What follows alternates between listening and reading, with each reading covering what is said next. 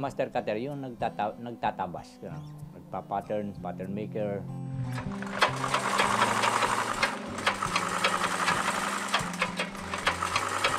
Noong panahon na yun, nasa Mabini ako, marami akong mga customer na mga foreigner doon eh. Kaya ang tawag naman sa akin, master. Pero pagdating sa Makati, maestro na. Usually, nag-umpisa ako sa pantalon eh. Pantalon, polo, gano'n. Pero itong mga mid-1960s, 65, natuto akong mag-Amerikana.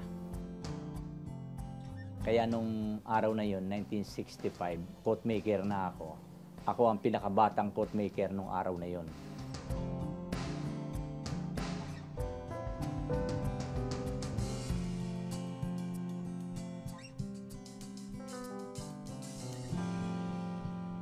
Yung po ang tawag nila sa atin, Amerikana eh. Pero sa mga foreigner, ang tawag nila dyan, jacket eh, or coat. Ang tawag nilang coat, yung parang top coat, gano'n, yung panlamig. Pero dyan, ang tawag nila dyan, jacket. Kasi parang ordinary jacket lang sa kanila yan eh.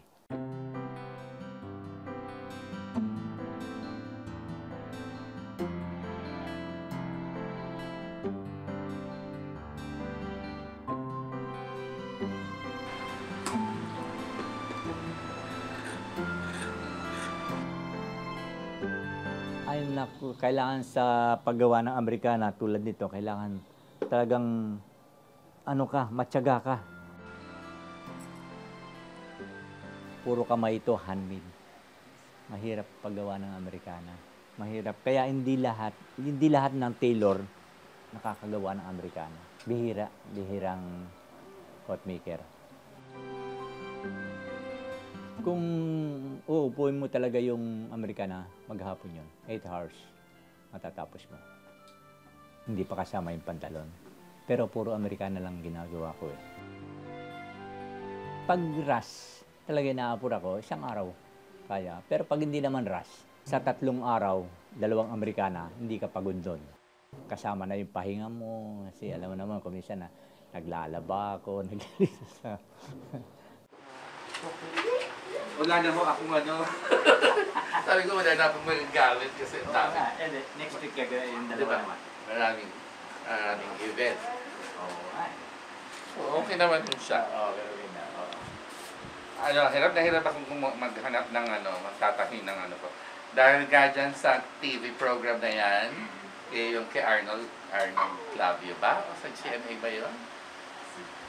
At ang tumawag pa sa akin, yung kapatid ko na nasa Amerika. Sabi niya, hanapin mo si tatay fashionista. Yan po pinapagawa niya. Marami na. 14 na. Bali 2 pa yung hindi ko natatapos. Nandiyan. By next week siguro, matatapos ko na yun. Tapos meron pa ako ngayon.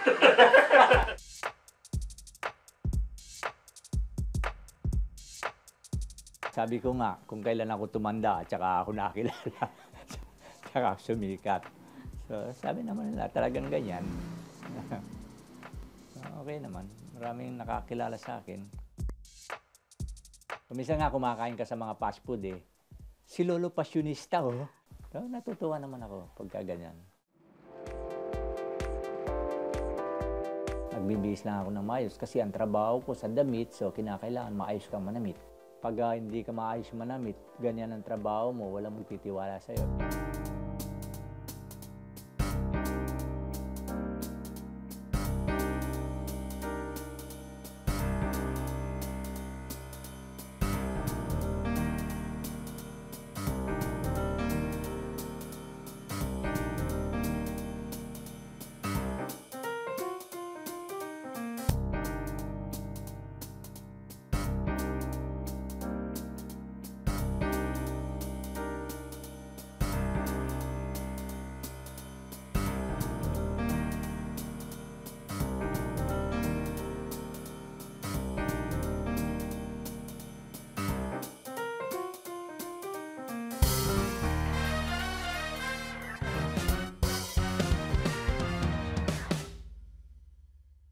Dati po, nung nag-umpisa akong mag-master cutter, nakabarong ako.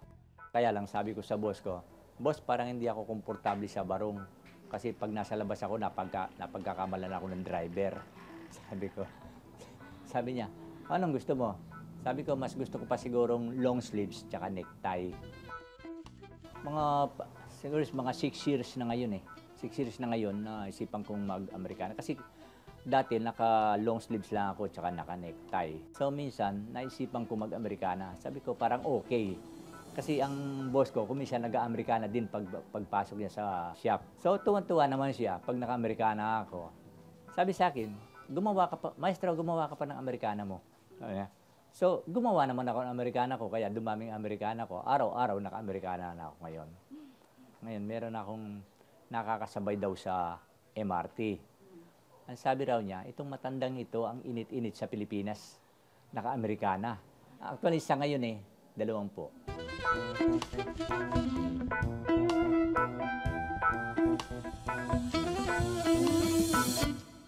Yun tineterno ko sa mga shoot ko yun, terno-terno lahat yan. Bakit po laging may hat? Yun ang, yung ano ko, yun ang fashion kong kailangan terno-terno kompleto.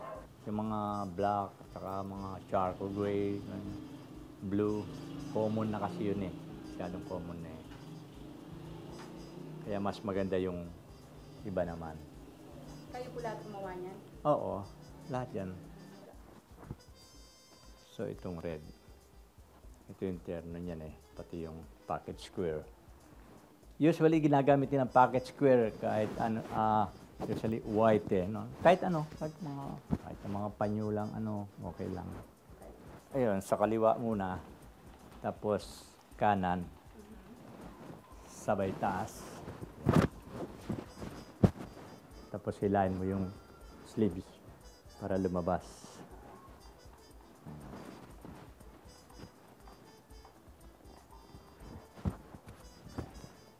Sabay yung sombrero. Bakit po lagi kayo nakamatching? Magandang tignan medyo kalbo na ako kaya kung wala itong sombrero, halata na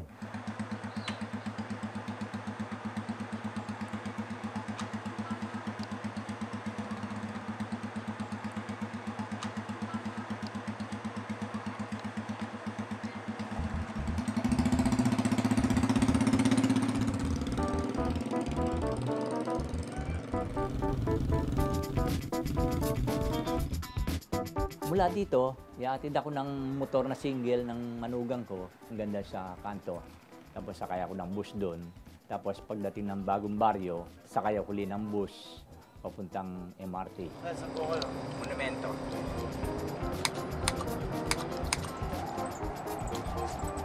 Madalas, lalo na sa bus, madalas na pagkakamalan ako ng attorney. Sabi ko, attorney no case. Sagot ko naman. Kasi yung araw-araw nakikita kanila naka-Amerikana, akala nila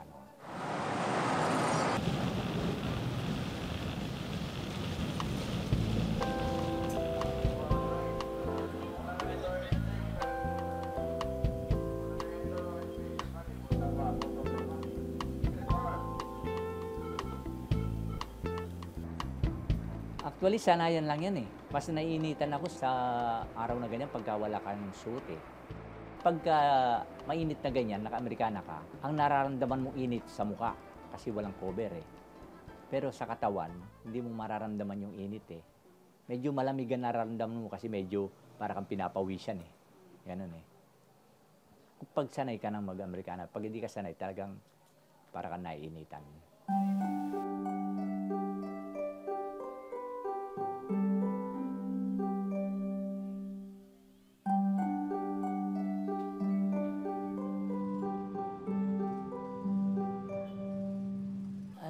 Nag-aaral ako, pangarap ko, electrical engineer Kaya lang, napurnada yun, nawala yun Pero okay naman, hindi naman ako nagsisisi dito sa napasukan kong ito.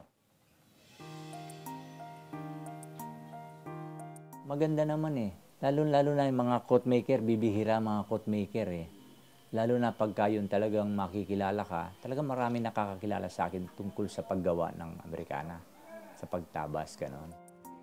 Thank you. Hindi ako nag-a-apply sa mga shop. Ako mismong kinukuha.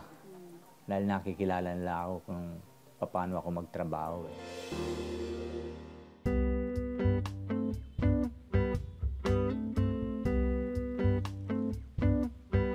Ako yung dating gumagawa ng Amerikana dito. Siya ang nagsusupply ng mga gawa ko Amerikana. Mga ginagawa ko sa bahay.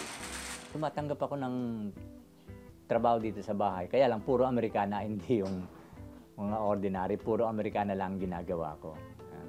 Kasi mahirap yung mag-stay ka lang sa bahay na walang income eh. Lalo na merong maintenance si Mrs. Mahirap na maumasa sa mga anak. Kaya hanggat kaya ko, ginagawa ko. Trabaho pa ako. Okay naman. Pagka sa Makati naman, doon sa Galang Tailoring, siya ang nagsusupply ng Amerikana sa akin eh.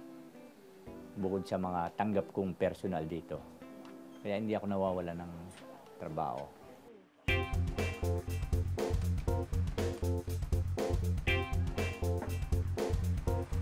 Siguro sabihin ko sa iyo, ewan ko kung maniniwala ko na hindi ko kilala yung mga doktor eh.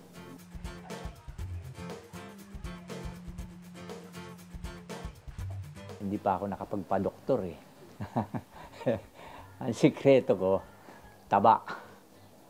Mahilig ako sa taba.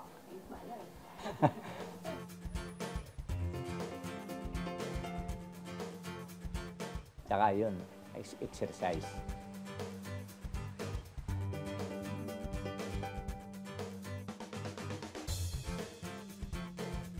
Ayun, may mga barbell ako dyan, may dumbbell. Tapos patutugtugin ko yung radyo, kunyari, sumba-sumba.